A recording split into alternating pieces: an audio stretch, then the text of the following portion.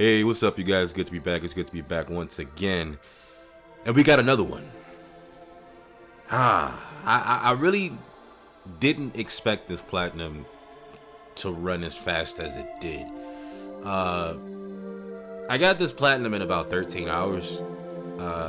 It was challenging. Don't get me wrong, it was a challenging game. But, oh man, I really thought that this game was a lot harder than what people were making it out to be. They made it seem like you had to get A pluses on like every difficulty and it's okay. Before we really get into it, let's rate it in terms of difficulty. So difficulty wise, I'm gonna give this about a 4 out of 10. I'm not gonna lie to you. And the reason for that, 4 out of 10 difficulty. Then enjoyment, 10 out of 10.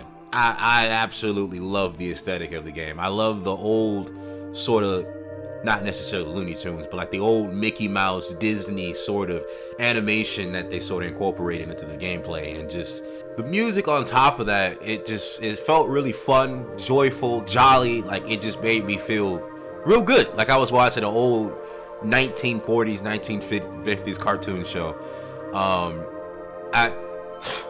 I really want them to make more games like this. I really do. So coming off right from, I guess, the difficulty part, the hardest part of this trophy would have to be, it's in between you getting A- and above ranks on every boss, and you just playing expert mode. I think that maybe you getting A- on A- or more on every single boss might be a little challenging. But it's just, this game was more fun than like me having a hard time, because there were moments where I did run into a couple of hiccups on stream, but luckily a lot of viewers were actually helping me out in terms of like which weapons to use on certain bosses. And maybe if I didn't know which weapons to use on certain bosses, I would have had a much harder time, because I played this back on Xbox with my older brother, like back when this game first came out, and one of the things we didn't even know was that you can parry like the purple or pink projectiles when enemies throw at you. We just thought that did more damage. So when I went to college and saw some of my college buddies playing this, and they were actually parrying the bullets, I was like, what the hell? You could do that? And they were like, yeah, you didn't know? I'm like, we went through this whole game without parrying a single projectile. Like we thought we had to parry just like in general, like when they like a environmental type of thing where you parry those, but an actual projectile, didn't know that. Now I'm trying to think of something that maybe threw me off in terms of like what will draw people away from the platinum. But if I'm being real with you guys, maybe pacifist might piss off a lot of people. Pacifist is a trophy where you have to go through every run and gun level without killing a single enemy. And this one can be a little annoying, because there are certain sections in the game where you go like, how am I supposed to get past this without killing this thing? And that's where the smoke bomb technique comes in, where you're able to dash but you're teleporting. Sometimes you're able to teleport through enemies, other times you're just simply teleporting and you're staying in the same area because there is a sort of barrier blocking you from getting past something. But yeah, man, this game was a really, really fun time. Really fun time to play. I'm actually probably gonna jump into the DLC eventually. Maybe not now, but I will pick it up. It's only like $8. Like, it's real cheap. I did play it with my nephews back when I had bought it for my nephew's birthday. We played through the whole thing, beat it.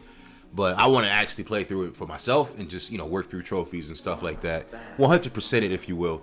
But I think if we're going to talk about like some of the harder bosses to look out for, I have mainly 3 that caused me like a bit of a problem, especially when I first played this back on Xbox.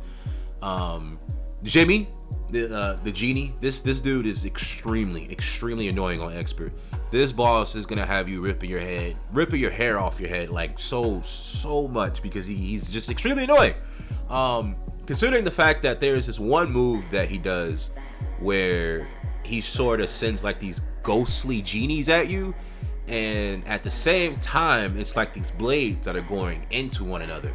And then the final part, which is where he has like these 3 pyramids circling you, and the way that it's designed, it kind of trips you out. But yeah, Jimmy, really annoying. The next person would probably have to be Kala. This is the mermaid chick that ends up turning into freaking Medusa. Why does she have all those hips? Don't know, but I'm not complaining. But what? Like, bro, when I first booted it up, I was like, what the heck? I think when I was playing with my brother, we said the same thing too, but I completely forgot how this boss looked. But that's besides the point. The most annoying part about Kala is the fact that she can freeze you in place. And the only way for you to kind of like, well, I ain't gonna say the only way, you can't, you're gonna get frozen. Like, it's just automatic. You just have to time it in your head, but you have to take out these eels so that they don't shoot these projectiles at you in time. So she's really annoying. And then finally, the last boss that I would say is like really like a problem is the robot. I think his name is Dr. Call's robot. That dude over there moonwalking trying to kill you, like, he is stupid. I can't stand him. Especially when once you get rid of the robot, you finally deal with the doctor himself. He sort of has this move where he shoots projectiles in all directions, and then he just kind of spawns like these barriers, these electric barriers that like sort of, if it's coming from the bottom, they kind of reach the top, and you got to hurry up and reach the top, but you're also dodging projectiles too. But yeah, those 3 were probably like the most annoying bosses for me. Everybody else was like kind of like, oh, I just gotta work at it. But and I'm speaking from like on expert mode, because you know, regular you can work through it, but expert is where they really shine, because all their move sets come out, like all of them. But yeah, man, I think that's really like all I have to say in terms of the Cuphead Platinum journey, man. This is a really, really fun platinum. Looked forward to it for quite some time. I just had quite a few games to get to. But next up is gonna be the Naruto Storm series. I already did Naruto Storm 4 and 3, but since 3 got sort of remastered into the trilogy, I'm gonna hit those 1, 2, and 3. So that's gonna be a fun time down memory lane. But let me know down in the comment section below what you guys think of Cuphead and your experience playing through it. What are some of your hardest bosses? How do you feel about the game? And make sure you guys leave a like or a dislike as to your liking as always. And hit your boy up with a subscribe, because I need that. You know, I really do, you know.